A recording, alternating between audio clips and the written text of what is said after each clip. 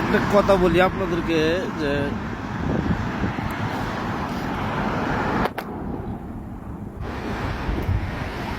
ফিলিস্তিনের মুসলমান খাবারের হারে কত কষ্ট করতেছে।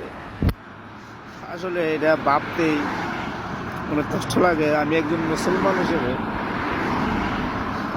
মুসলমান হিসেবে কিছু করতে পারতেছি না। আর যে দেশে আছি সৌদি আরবে, তাদের রঙ্গ তামসা নিয়ে তারা ব্যস্ততা নিয়ে বিজি। ফিলিস্তিনের মানুষ কত কষ্ট করতেছে শুধু তারাই জানে। ক্ষুধার যন্ত্রণা যে কি, আল্লাহর কাছে এটাই বলি যে আল্লাহ, আমি একজন মুসলমান হিসেবে আমার মুসলমান ভাই এবং ফিলিস্তিনের পাশে দাঁড়াতে পারতেছি না, কারণ আমার ওইরকম সামর্থ্য নাই। আল্লাহ তাদেরকে যেন ধৈর্য শক্তি বাড়াইয়া দেয়। সবাই একটু দোয়া করবেন।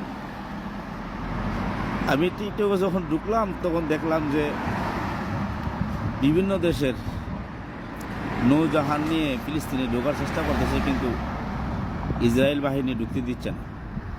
অনেককে গ্রেফতার করতেছে। আল্লাহ যেন ফিলিস্তিনবাসীকে রক্ষা করেন এবং ধৈর্য শক্তি বাড়াইয়া দেন। আমি একজন নিম্ন ক্ষুদ্র মানুষ। আমি সবাই বলি এবং সব দেশের মুসলমান যারা গণতন্ত্র এবং রাজতন্ত্র, যারা সরকার প্রধান আছেন, আপনারা অতি দ্রুত পদক্ষেপ নিন এবং ফিলিস্তিনবাসীর পাশে দাঁড়ান। কিসের জন্য এই দুনিয়া? কার জন্য এই দুনিয়া ভাই? দুনিয়াতে কি করবেন? আপনার মুসলমান ভাই একজন অনাহারে মরতেছে, না হায়া থাকতেছে, ক্ষুধার যন্ত্রণা ভুগতেছে, ঘর বাড়ি তো নাই তাদের, আর আপনি এসি রুমে কম্বলের নিচে শুয়ে শুয়ে আগামী দিনের স্বপ্ন বাস্তবায়ন করার জন্য চেষ্টা করতেছেন।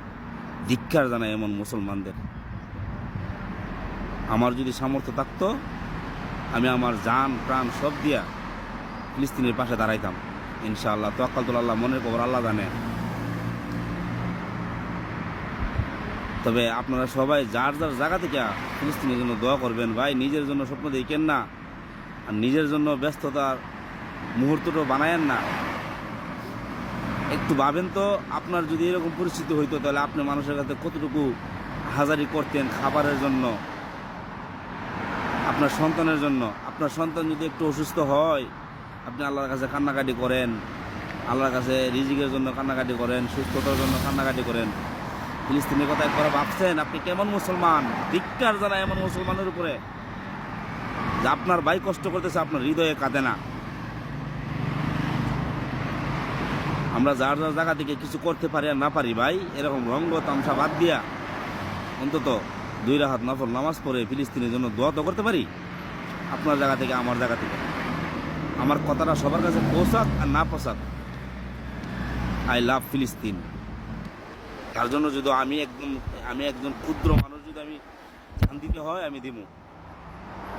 পুরো করি না আমার ফ্যামিলির, আমার পরিবারের, ইসলামের জন্য আমি জান দিতে প্রস্তুত ইনশাআল্লাহ।